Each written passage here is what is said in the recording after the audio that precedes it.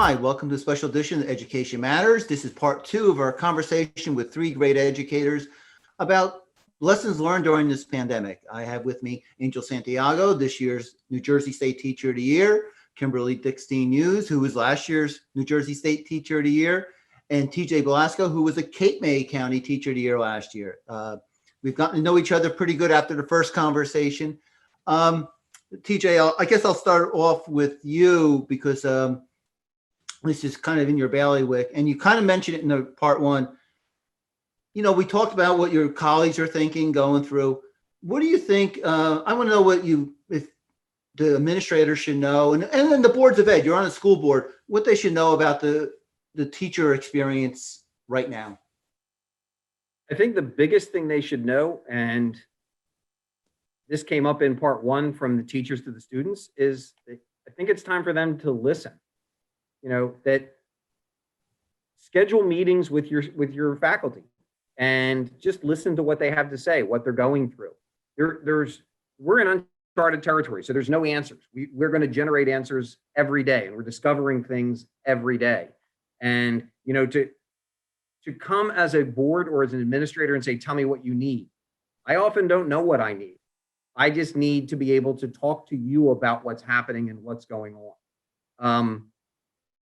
You know, the big ones, you know, I think that boards and administrators really need to look at, I'm struggling to keep my head above water and survive. I don't need a growth of an SGO this year. My SGO is I'm surviving. You know, you don't need to hold that, especially when we've been told that we don't need to use it by the governor. Like that's one of the first things that we should let go of. Every one of your teachers, whatever model you're using, is at the highest score just surviving this year. And I think if they listen to us, there's some of the things they're going to hear. We're not trying to get away. I think I can speak for everybody in my building. We're working harder this year than I've ever worked before.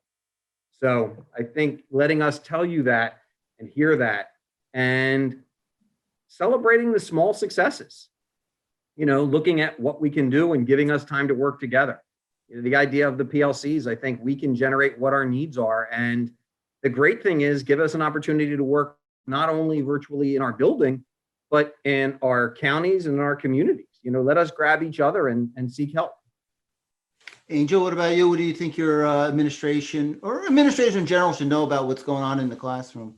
I've been very lucky. Our administrators have practiced what I'm going to talk about, but I think we as teachers have had to employ a bit of grace with our students and understanding. And I think that it would only be appropriate for our administrators and our supervisors to do the same when it comes to evals on our teachers. They have to understand that this is uncharted territory, that we're trying the best that we can. Some of us are extremely innovative, and some of us don't have as much training in technology, so we're still in the training process. So we have to understand the different levels that our teachers are when it comes to, you know, their abilities in this type of virtual world, and just to employ a bit of grace and understanding and work with our teachers, and, you know, and just be honest. If they don't have the answers, just be honest with us and give us an ear so they can listen to, you know, some of the problems that we're experiencing, and, you know, just be there to support us. Kimberly? What COVID-19 and remote learning has taught us is that our roles are constantly being redefined. And I think that school board members could start thinking about how they could also redefine their roles in communities. We've also learned that schools really are the center, like the heart of our communities. And we need to start acting like that heart and like pumping out that good energy. And so, you know, we just need to know, as TJ said, like what our folks needs, and to find, you know, not just safe spaces, but brave spaces for educators to be able to voice what they need. I am fortunate enough to be on an equity council in my district that has administrators, school board members, parents, community members, teachers, educators. And that's been a really incredible space for collaboration because we can listen to one another, but that's sort of a special council, right? And so how can we make this part of our school year, like our calendar year, in terms of times where we can have like a listening sessions, right? Or listening councils, whatever that might be, maybe hosted by our school board, so that when they are creating or approving policies for our schools, either driven by administrators or teachers, that they know that they have really listened and listened well to all parties. And to that TJ's point about evaluations, with Executive Order 214, with Governor Murphy, lifting lifting SGOs, as a part of teacher evaluation score, but from my understanding, still need to conduct the SGO, right? The idea is that, really this cost benefit analysis of data collection and what that looks like, because you can't say in one sentence that we're concerned with our well-being and our mental health, our physical health, right? Everything, all of the collective trauma, and then another sentence say, but we need all of that data and all of that testing, and let's sit down and continue to do that work. And you can't say that in the same breath without seeing the irony of what we're calling for everyone to do. Yeah, just for our viewers, a Board of Ed member can't directly listen to teachers and take advice from them. They have to always work through their administrators. But I want to get back to the evaluation piece, because I think I have heard it from board members that it's a little different this year. How do you feel as a teacher being the evaluation process? I think, TJ, you said you're like, I'm already doing the best I can ever do. How's it go? Do you feel like, like I'm different this year if someone's observing you? TJ, I'll start with you because I think you did bring that up. I did. And I'll be honest, I've been very lucky this year. My administrators, I've been observed twice, and they were very forgiving. They were very understanding. But I don't know that's the case for everybody. Today was a perfect example. You have lessons that you plan, and I had a piece of technology that I wanted the kids to jump onto a Jamboard so they could put up stickers because we were doing silent graffiti. And one of my students, for whatever she could do, her login wasn't working. There's no control. So I ended up scrapping that portion. We'll come back to it. But in an observation, you can't look at that and say, oh, that didn't work. This is new technology for the kids. We haven't used it that often. And I think you have to allow that growth and those mistakes to happen and not look at them like that's an area that's going to fail. And, it's like for me in the hybrid, it goes back to what Kim said in part one. My biggest reminder is I am teaching a class. I might have 5 kids out here in front of me, and I might have 15 kids here on the computer. And how do I blend them all into one class? And I think that administration has to be cognizant of that struggle that we're going through and be more forgiving and understanding. Kimberly? I would echo what TJ's saying in terms of being flexible.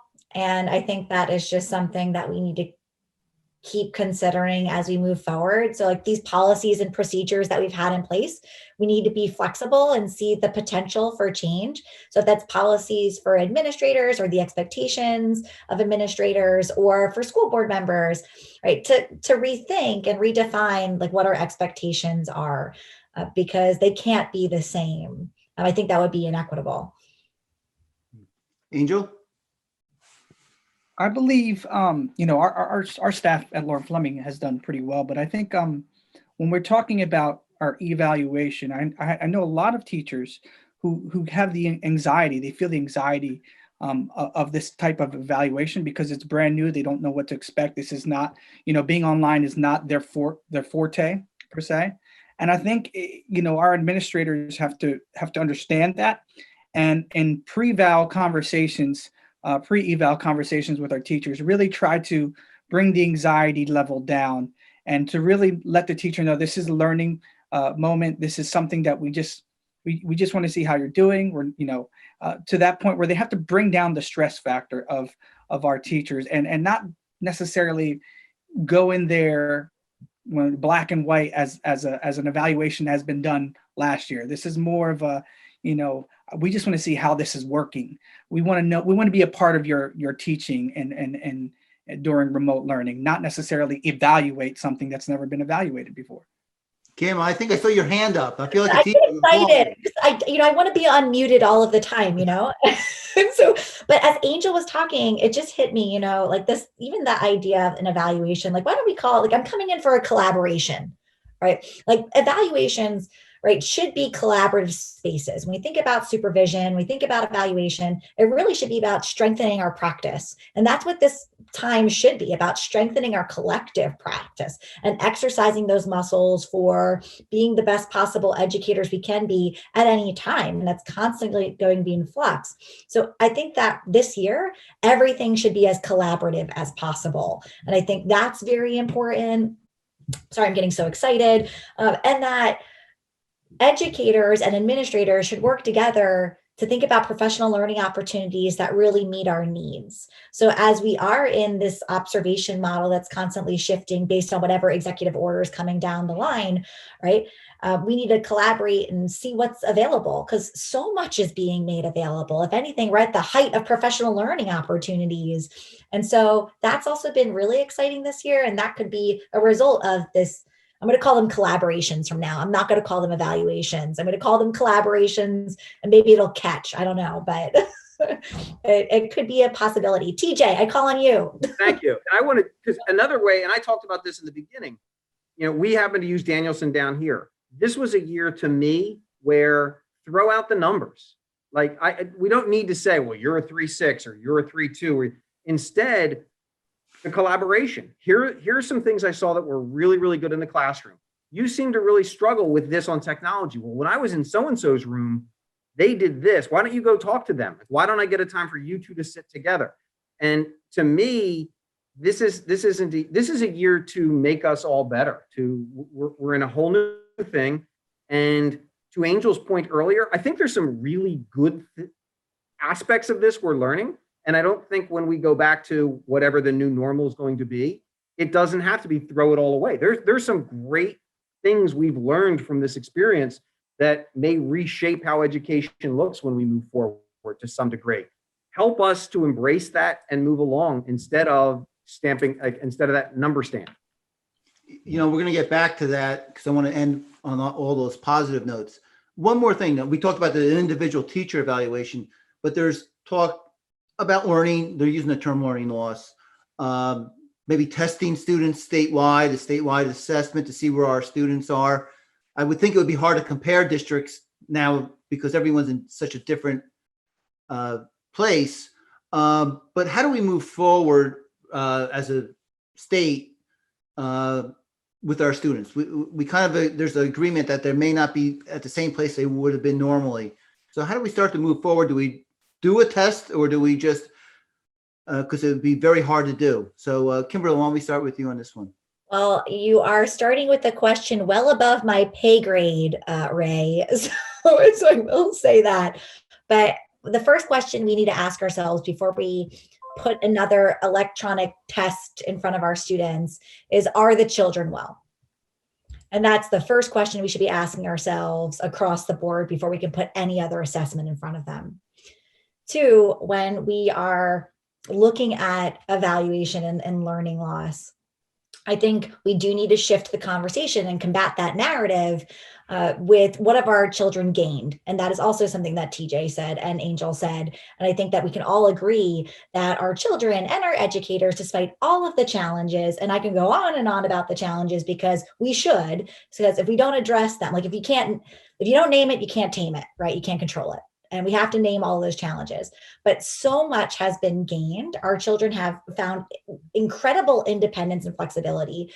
And those skills that are going to benefit them from our classrooms, right, in the real world, right, you can't necessarily measure on a test according to whatever state standard that we want to check the box off. And so that might give you a data point, sure. But the real question is, are the children well?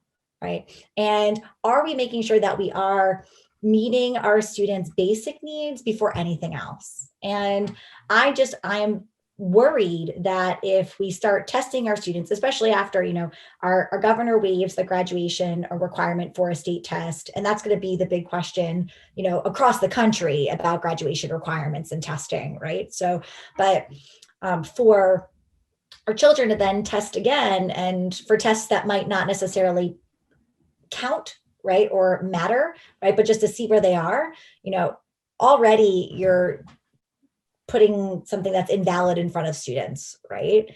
They're exhausted, and we need to make sure that they are well before anything else. So I really grapple with this one, Ray. But like I said, it's above my pay grade.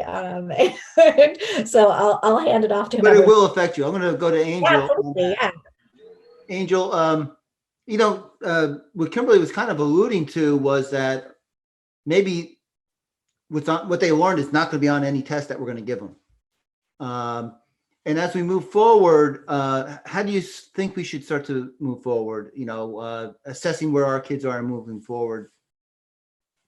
I just have to, echo Kimberly's, statement, and her sentiment is that first and foremost, when we talk about needs and needs assessment, we need to make sure that they're okay in here before we talk about their academic progress. I do think that we overplay how much they're losing as well. That's a conversation I think is a bit overplayed, because I do think many of our kids are keeping consistent with the learning as much as they can. And I think they're doing as well of a job in any institution that I've seen. And like Kimberly said before, you can't measure how you taught someone how to check their email and become an efficient adult, or how to sign on, or you make a PowerPoint or something of that nature. You can't assess that. But those are functional skills that will eventually make someone highly successful in their adult life. Unfortunately, you don't find that on state testing, and they are learning that as we speak, and they are mastering it, not just learning it, mastering it. And so, when we move forward and being in the position I'm hopefully I get to be in those discussions on how we should move forward when it comes to testing our students, and what should we prioritize. Obviously, their social emotional development is something that we have to prioritize. There's just no way around it. I hope that we proceed with caution when it comes to putting evaluation upon evaluation upon evaluation to test our students. I don't think we should do anything particularly different than what we did in the past when it comes to the amount of testing, maybe as much or less. I don't want to see something where we are testing every month just to see if they are gaining the skills that they lost. I think that would be highly fatiguing to both the teacher and the student. And that would kind of, take away time from the process that we have together. I think the time that once we get back into the classroom with our students, that time of us just being together and having those in-person conversations, you have to be cognizant that is valuable time that we had lost. If there's anything, we've lost that personal, communication, that body language, that hand on the shoulder to show a kid that I'm proud of them, that high five. Those things are important. They're very important. They will pay dividends. And we have to kind of really focus on that aspect of school when we get back, and not necessarily the evaluations. And TJ, I know they covered a lot, but is this kind of like when we were talking about the teacher evaluation? We can't be evaluating districts completely just on a test score from students, at least this year. So what are your thoughts? And it was funny, as I listened to Kimberly and Angel, what struck me was a conversation I've heard for decades from kids. When I teach Shakespeare, if I do poetry, or when the Algebra 2 teacher teaches Algebra 2, why do I need to learn this? When am I ever going to learn this? And the answer is, you're learning a way to think. It's not necessarily the material. They're learning how to think right now. We need to stop looking at it in terms the way we used to look at it is, okay, maybe we didn't cover as many books this year. But we really, with what I did, we really went in depth with the book that I'm working on. So they learned a skill and they learned something. And again, this is above my pay grade. So here's a really naive answer. Maybe rather than investing money in some test company making money to provide a test for the state so we can test what their loss is.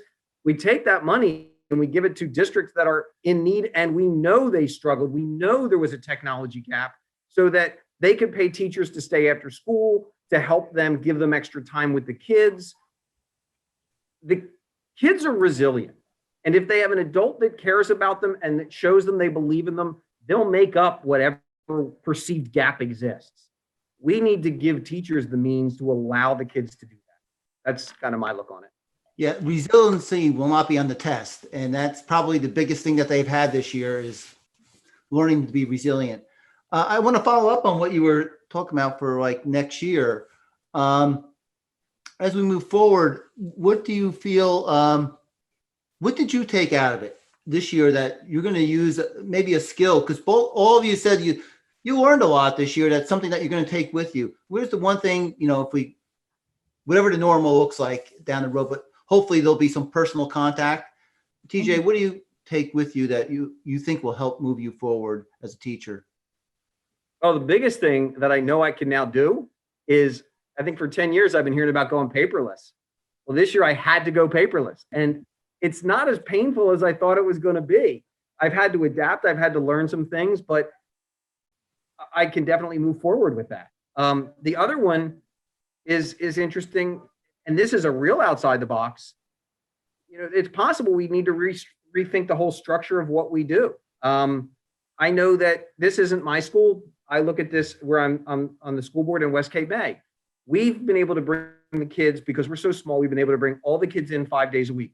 However, we've shrunk the day. So instead of going to school until 3 o'clock, we let them out around 1:15, 1:30. They take their lunch with them. They then go home and work on homework, where the teachers remain on their computers to help them through their homework. That's a whole different view than we've ever had. And we're finding it's working incredibly well. So, I think like everything, when this is all over, I think a huge conversation has to happen on what were some of the things that we never thought would work that did, and implement them going forward. Angel? I have to jump with PJ on that one. The paperless thing, I'm on board with that one, TJ. But I think, when we talk about implementing technology in the classroom, how it could streamline just, pacing and whatnot, we can, I think, use that to our advantage. I think sometimes we can go, at a bit quicker of a pace, because things are, immediate with grading and whatnot. When you have some things, instead of, losing paperwork and that nature for some of our students who might have some executive functioning deficiencies, everything is saved online for them. So that's something that I think is a benefit.